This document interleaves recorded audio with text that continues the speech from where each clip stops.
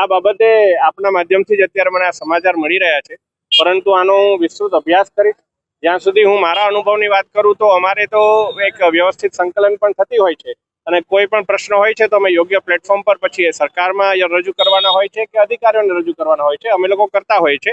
પણ શું સમગ્ર મામલો છે, શું એમની લાગણી છે, એ સમગ્ર વાતનો અભ્યાસ કરી અને હું એમની સાથે વાત સાંભળે છે. અધિકારીઓ તમામ લોકોની વાત સાંભળે છે. સરકાર, ગુજરાત સરકાર એ ખૂબ જ સંવેદનશીલ સરકાર છે અને ગુજરાત સરકારની અંદર છેલ્લા કોઈ પણ રાજ્યની આપ લઈ લો એની અપેક્ષા કરતા ગુજરાત સરકાર દ્વારા ખૂબ તીવ્ર ગતિથી વિકાસ પણ થઈ રહ્યો છે અને કાર્ય પણ થઈ રહ્યું છે. ત્યારે મને મારું એવું માનવું છે કે કોઈ પણ ગેરસમજ હોઈ શકે, એની અંદર અધિકારી સાચા કે ધારાસભ્યો સાચા કે એવું ન હોય, તમામ એક ટીમ જ છે. ચૂંટાયેલા પદાધિકારી અને અધિકારી તમામ લોકો એક ટીમ બનીને જ કામ કરવાનું હોય છે. ત્યારે આ શું સમગ્ર મામલો છે, એકવાર હું અભ્યાસ વધારે કરી અને પછી જ હું આપને કોઈ વાત કહી શકું. ના માત્ર હેમાંગભાઈની, પરંતુ અમે તમામ લોકો જે ટીમ વડોદરા છે, તમામ અમારા માનનીય ધારાસભ્યશ્રીઓ હોય કે ચૂંટાયેલા બીજા પદાધિકારી હોય, કોઈને પણ કોઈ બાબત હોય તો અમે લોકો સાથે મળીને ચર્ચા કરતા હોઈએ છીએ.